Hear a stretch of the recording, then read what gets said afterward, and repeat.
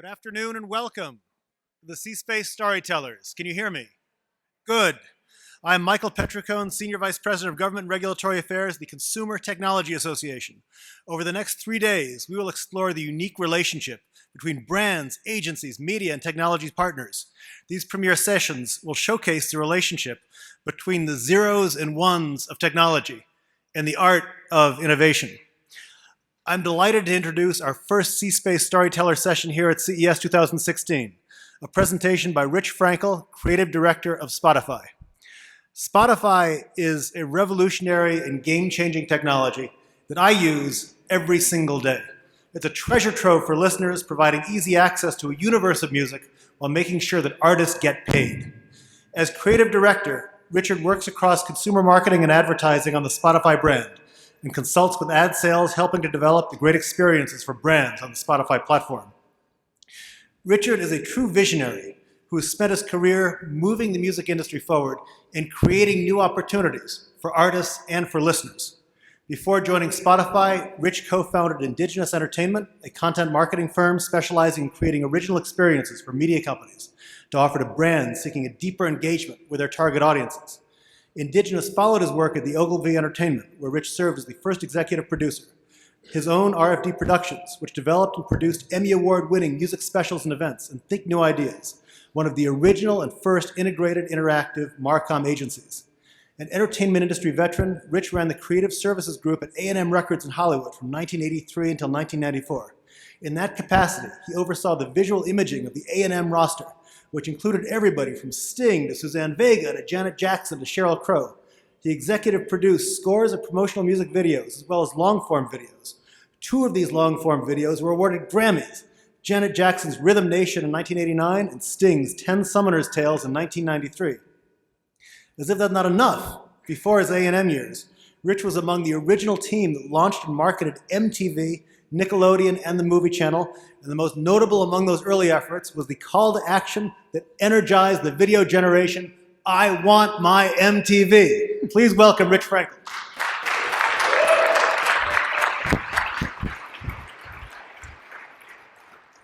Thank you very much, Michael. Hi, guys.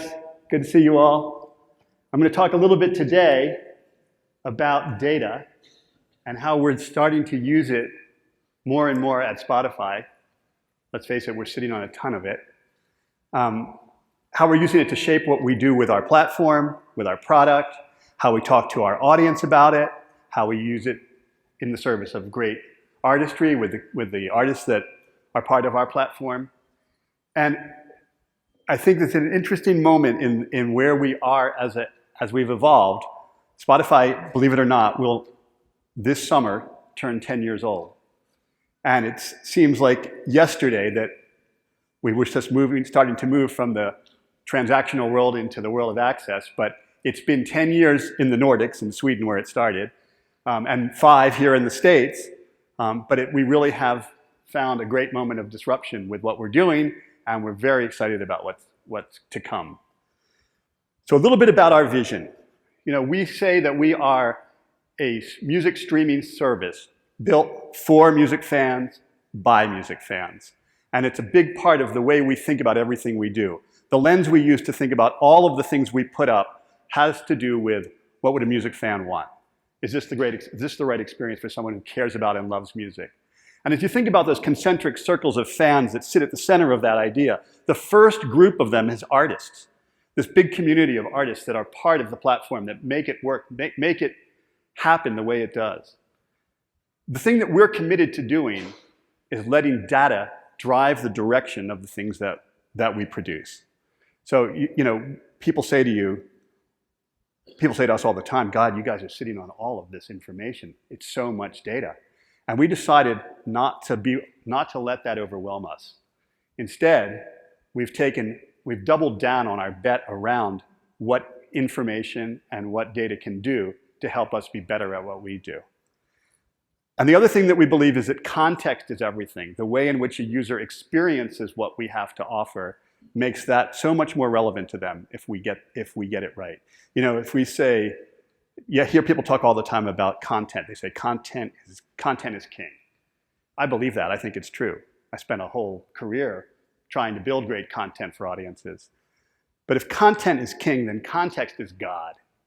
Because context is what lets that content really work. And if context is God, then data is its religion. Because it's what really lets things fly. So let's prove the fact that we have a lot of content. 75 million users using 30 million songs in 58 countries every day, 24 hours a day. That grows a lot of data points. So much so that we see them using our platform between 2 and 3 hours a day. I mean, that's deep, deep engagement.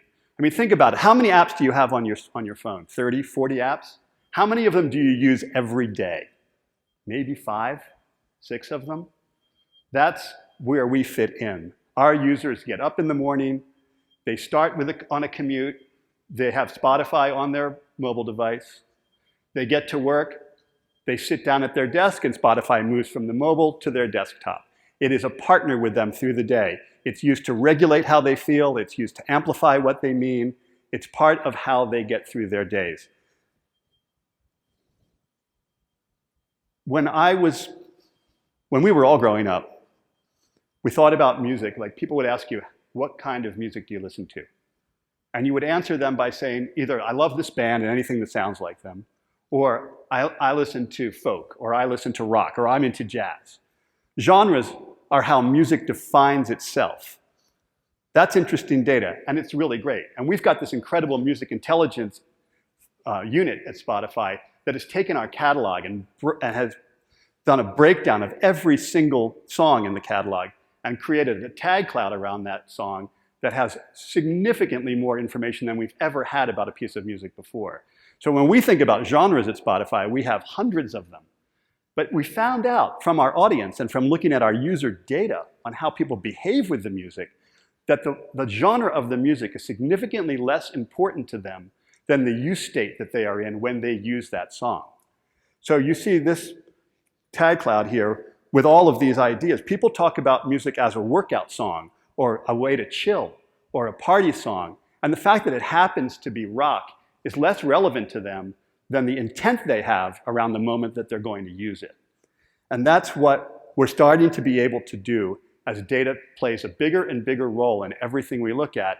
We're starting to see moments of intent from each one of our users that we can then put to good use for our own purposes, for advertisers, across the board.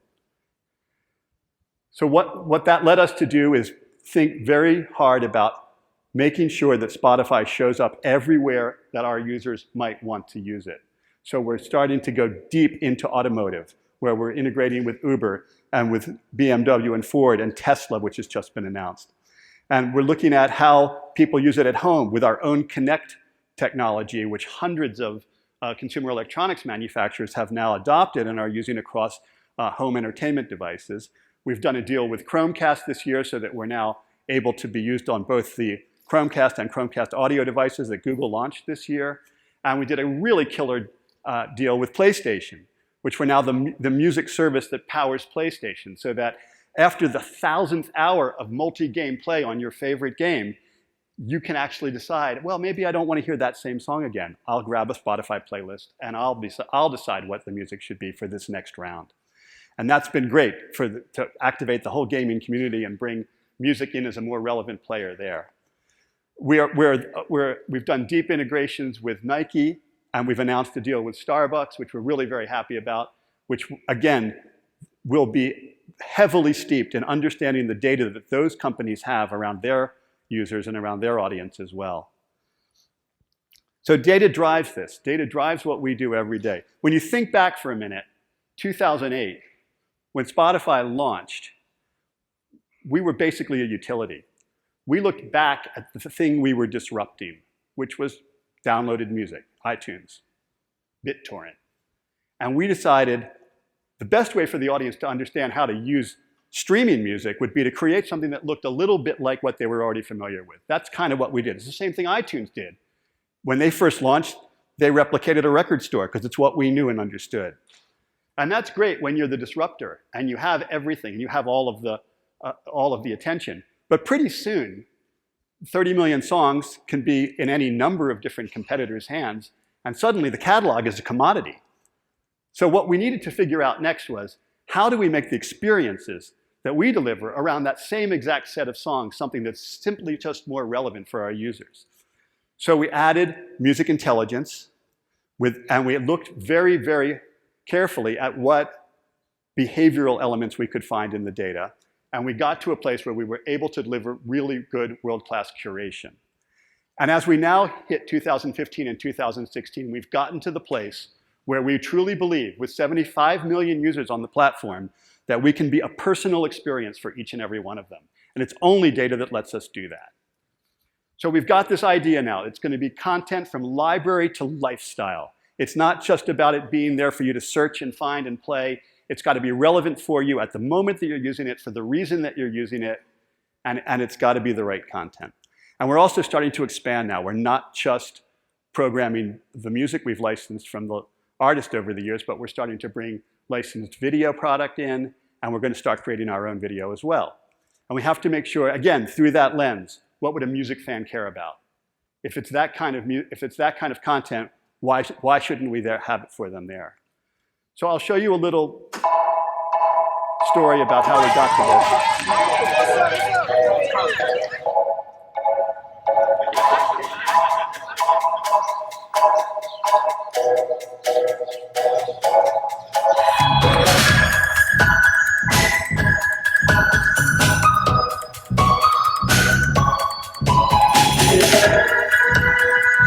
Democracy is a pretty simple thing, right? But it has its flaws. Only the majority gets heard.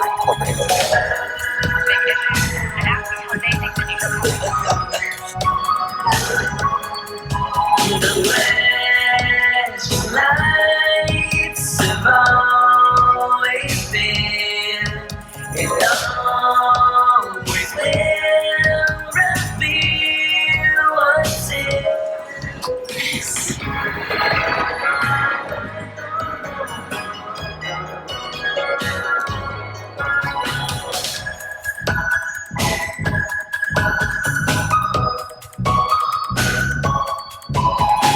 Start running to detect tempo. Tempo detected.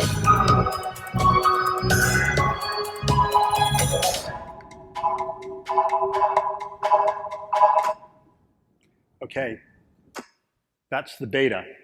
We started talking about this over the summer, that we have these intentions to go do this. And we've been vigorously testing this with a very small number of users across 3 or 4 markets. And we're working harder and harder to get it right. And in the next weeks, months, I'm not exactly sure of the actual date, we will roll out a much more robust version of what you guys just saw. That was kind of the single stream view of what content could feel like. This will be absolutely explosive and dense and wonderful when you actually do see it. But our intent is the same. Let's make sure we found the right things. Let's make sure we understand what the audience wants, and that we've delivered the right kinds of experiences for them. And you saw that piece about the, running as a separate app within Spotify, because that use case indexed so high with a lot of our users. We saw so many people building workout playlists and using them with the cadence at the times of day that we knew they were using them to work out, that we could really see a huge class of users that wanted that experience. Over the break, over Christmas, right before Christmas, we launched a similar facet called Party. If you go into your browse on Spotify and look and hit on Party, it will show you, it will automatically build awesome party playlists for you in a way that we know based on how the most successful playlists had been built on the platform before. So I want to show you now an example of how that all comes to life for every single one of our 75 million users with a personal experience that is relevant in context for the year that we've just wrapped up. If you guys haven't done this, when you get home tonight and have a minute, go to spotify.com/2015. If you've been on the platform and using it in 2015 for most of the year, we will give you a snapshot of what your year looked like through our lens. This is entirely driven, a story that we could only tell by understanding specifically the data that affects each and every one of you. So what did the year in music look like in 2015? The first thing we show you is the actual first song that you listened to last year. In this case, it was Silver Words, January 2nd. And that was, and you will go back and think, wow, what was I doing January 2nd? Why was I listening to that song? Was it random? Was it intentional? But it's a moment, and it refers to you only. Every one of you has a different thumbprint when it comes to what this year in review looks like. And then we talked about the songs that indexed highest, the artists that indexed highest for you in each season. So you could see what fall looked like for you. These were the songs you listened to: Kendrick Lamar, Odyssey, and Van Morrison, in the case of this user. We also looked culturally at the larger things that happened in the culture that music had a part of.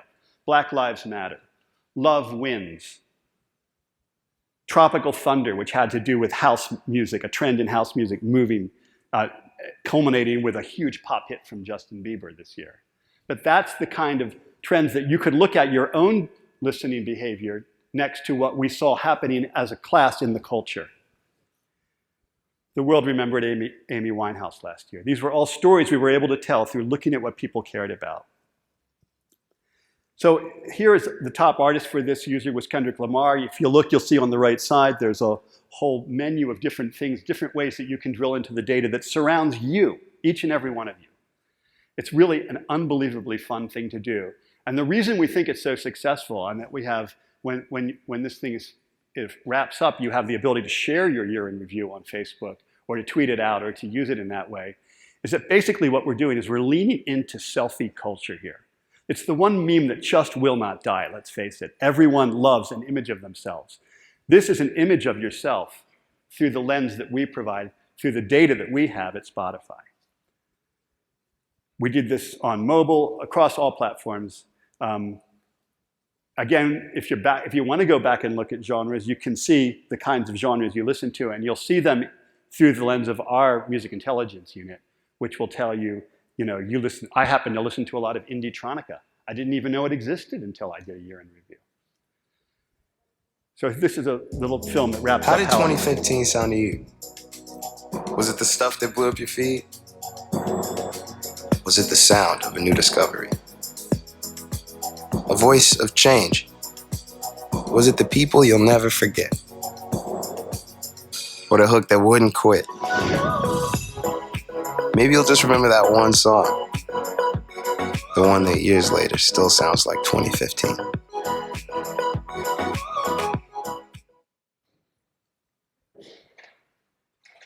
So if you haven't listened to any music on Spotify yet this year, be careful when you pick that first song, because we're going to throw it back in your face in December.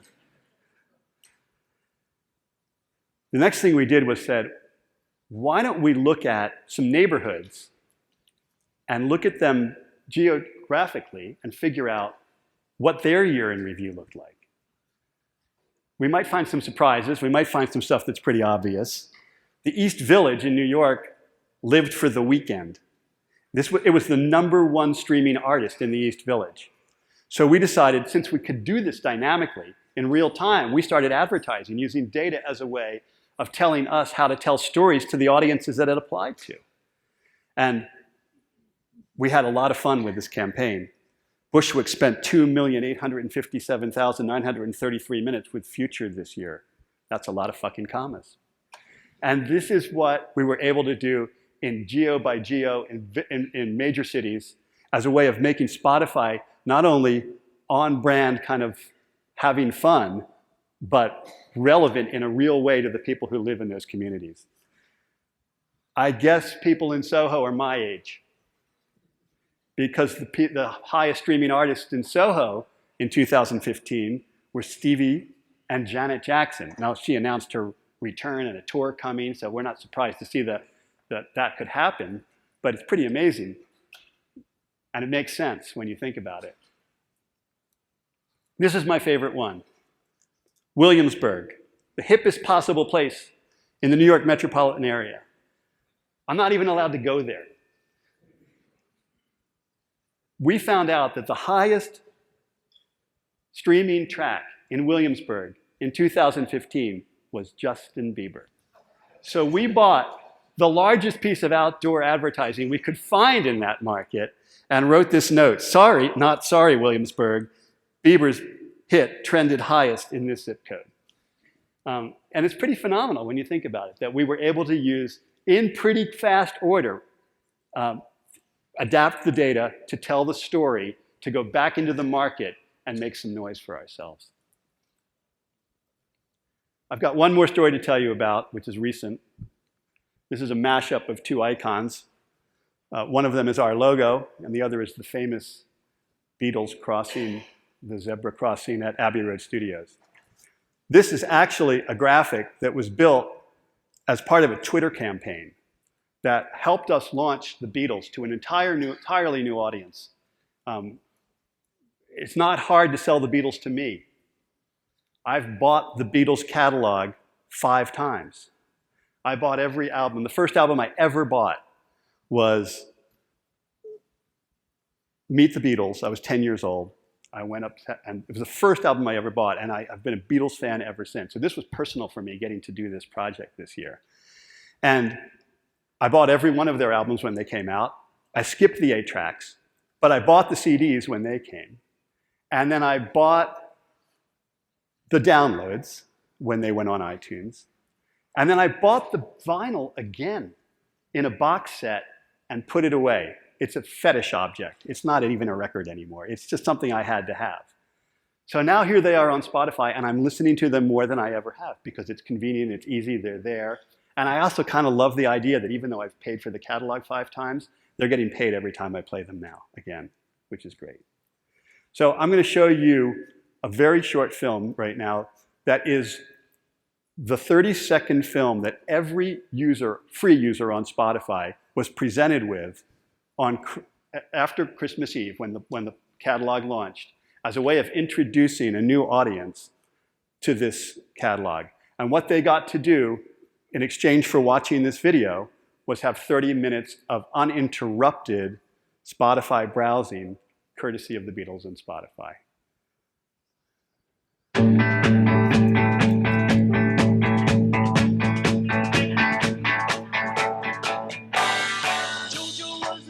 So, I mean, it's a pretty well-known piece of music.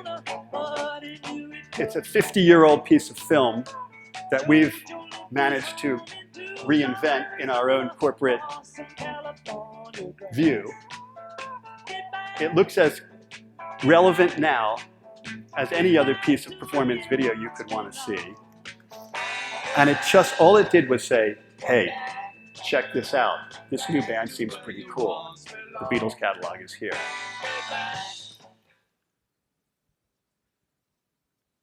So we did some things that we have never done before on the platform with the Beatles. One of them was we let them take over the service, basically. We did inside of Browse and Spotify. I wanted to try and show you this live, but technology would not allow it at this moment. But so here's a couple of screen grabs that show when you go through Browse, you see all the tiles of the various different ways you can listen to music based on mood or genre or whatever it is you want to do. And there is one now just devoted to Beatles. When you click into that, you get all of their catalog. You get an opportunity to share a song, which is pretty awesome and great too. And you can then share a song with anybody on the planet. It doesn't have to be another Spotify user. You can just say, hey, this is something I think you should listen to. And we've also built some hero playlists of our own at the top here, which are our way of taking the Beatles catalog and organizing it in kind of relevant, interesting streams for people to absorb for the first time.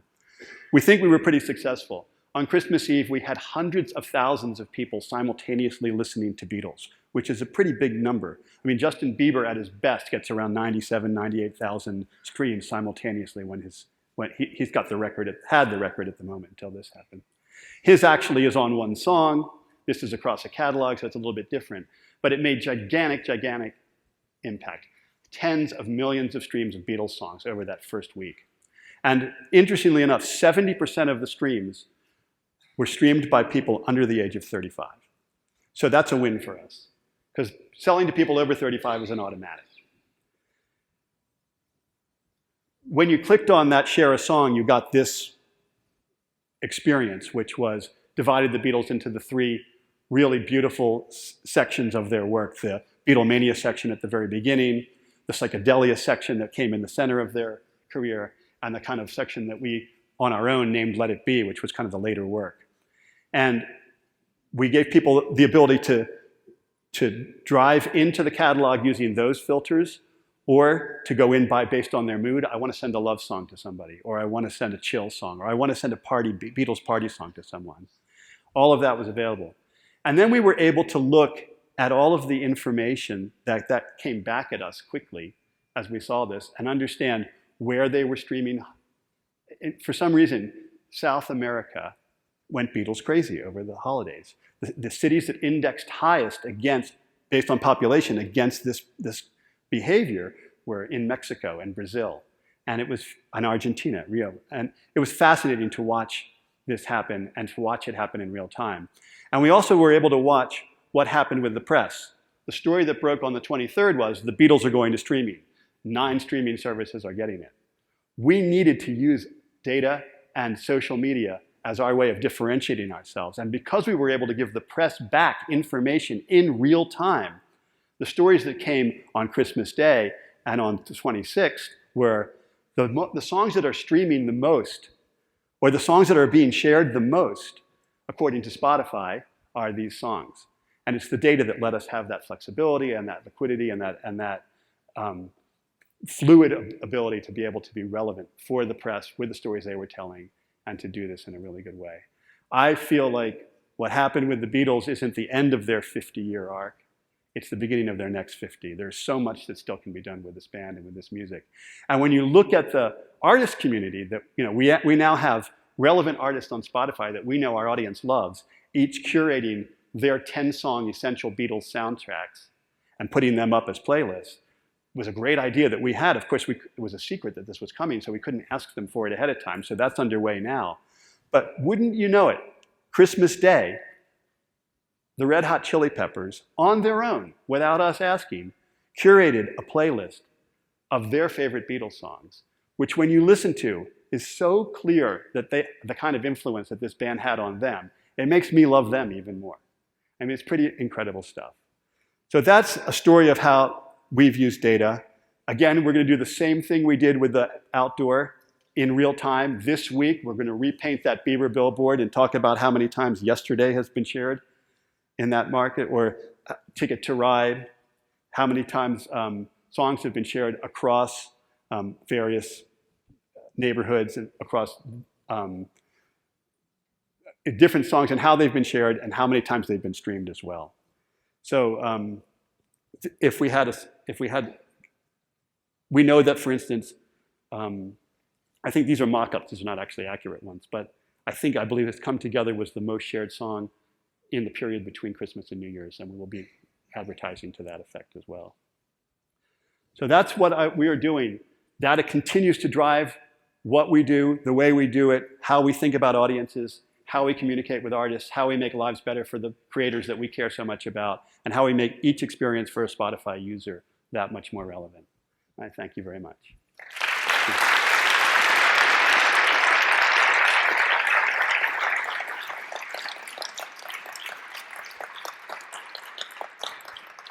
Thanks, Michael. You got more? That was fantastic. Thanks very much. Thank you. Wow, that was mind-bogglingly cool. It's so amazing. Now, so amazing for listeners and so amazing for artists, and everybody wins. I'm one of those people that uses the Spotify for 3 hours a day, and I learned about all these cool new features that I don't even use. I'm going to go and use now. That was so impressive.